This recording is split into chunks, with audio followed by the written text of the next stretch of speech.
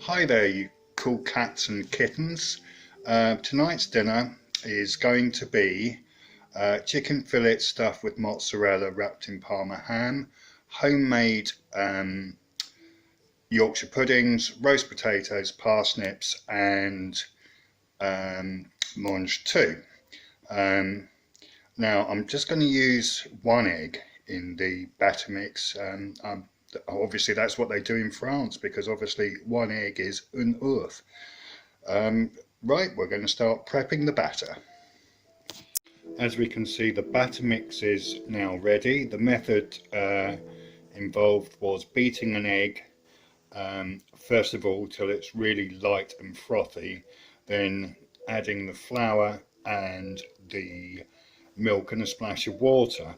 The flour is 4 ounces, the milk is 7 fluid ounces and a splash of water, salt and black pepper. We are now going to refrigerate this mix while we prepare some other vegetables. The mange tout have been topped and tailed and are sitting in a pan of salted water so that they're washed. We're going to drain that water when we come to cook them because we're going to blanch them and then steam them for a little bit. A couple of fun facts: there was a guy in the 70s called Mr. Mange Tout who ate an aeroplane. Now I believe it's probably available on the interweb. And mange tout in French actually means eat all, and we might as well enjoy them now because obviously after January we won't get a hold of anything. At least I can wear my t-shirt then. Don't blame me, I voted Remain. Okay, the next step is making some gravy. We're going to be using a couple of Bistos, a chicken stock cube, some Bovril and Lea & Perrins. Bisto is much maligned. It's really good as a base. What Bisto is not good at is last minute gravy. Last minute gravy is a cup of hot water with some lumps of Bisto in it. It's just not right. So you've got to start it early. We're going to use a teaspoon, maybe 2 teaspoons of each of the granular Bisto, crumbling stock cube, half a teaspoon of Bovril and a splash of Lea & Perrins. Now we need it to thicken up because we are going to use this base for the gravy with the meat juices. The meat is chicken, but it hasn't got any fat, so the juices coming out will be chicken flavoured kind of cheese almost, which will give an extra depth of flavour to the gravy. On a note on chicken and gravy, the kind of people that pour chicken fat into chicken gravy are the kind of people that wear glasses at historical reenactments. Hail Caesar, I am Maximus or Cocculus, etc.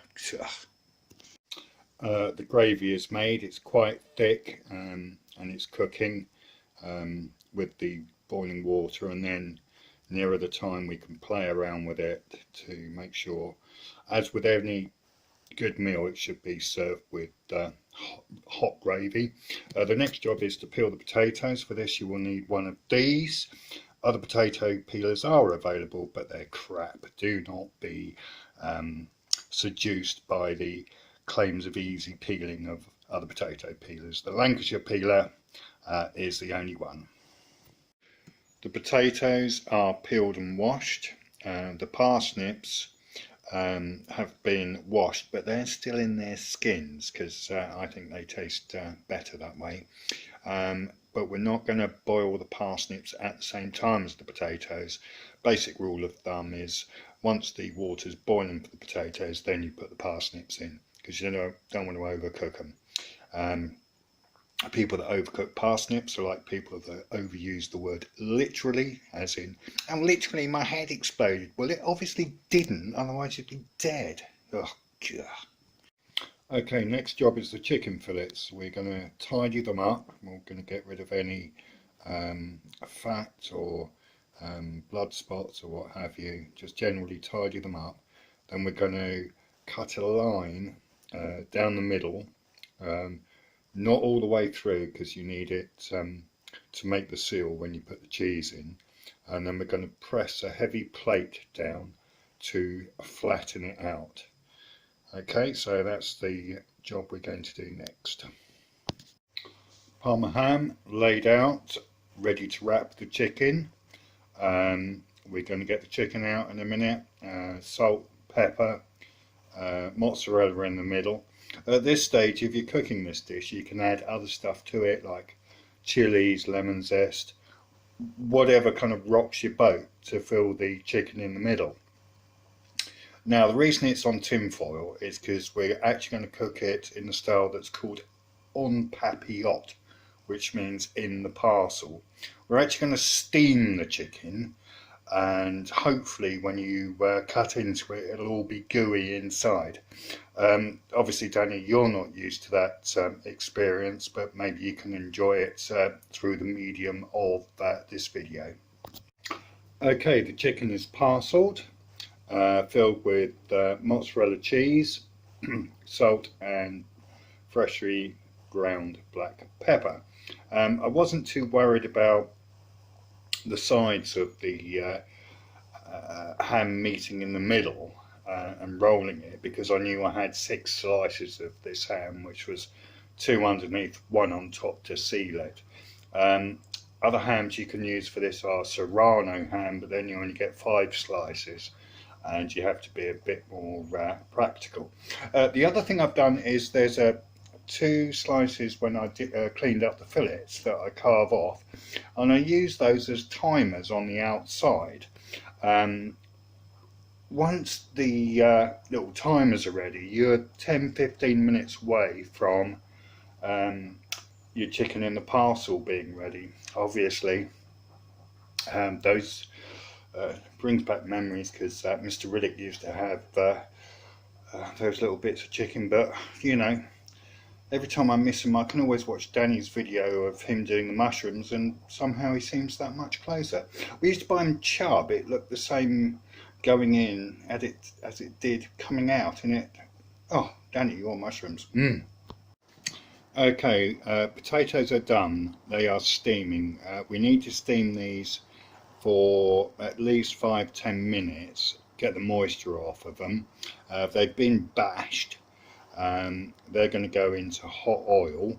We also have a Yorkshire pudding tray in the oven now, heating up, and we're going to fill the little indentations with beef dripping and see if we can get that to a really high temperature. We're going to take the batter mix out the fridge and give it another whisk, aerate it again.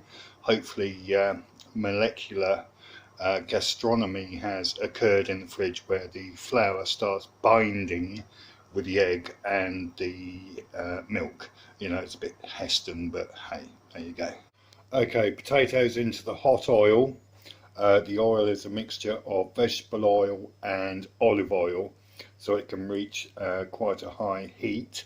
Now we don't really want to touch these for about 20 minutes so they can crisp up, and then we'll toss them about 20 minutes time and add some salt.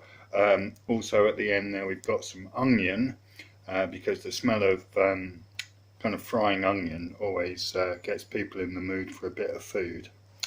Okay, the tray of beef fat for the Yorkshires still in the oven.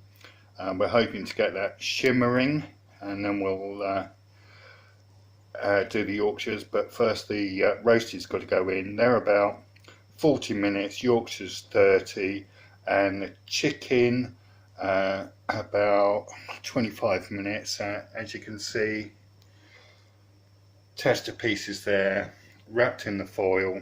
Oven's really hot, not as hot as yours, Dan. That could be used as a kiln. I could do pottery in that. You could invite what's his name, Grayson round, Perry Grayson, to do some of his pots with your oven. Okay, Yorkshires into the hot fat, into the oven. Chicken's already in there, roast potatoes doing. We've crossed the Rubicon. Okay, everything cooking in the oven. I was going to do a cheat with the Yorkshires where you add baking powder, but I couldn't find it. If anyone knows where the baking powder is, could they fess up now, please? Talking to you, Rebecca. Sorry, Rebecca, falsely accused. Sorry about that. Okay, now we're going to add salt to the roast potatoes. They're going to be about another 10 minutes. In the meanwhile, we'll check the chicken. The Yorkshires are looking good. And then we'll start cooking the veg and the gravy. Okay. The chicken is resting in its little foil case, like it's run the London Marathon. The beans are on and the gravy's on. The Yorkshires are done. The roast potatoes are done.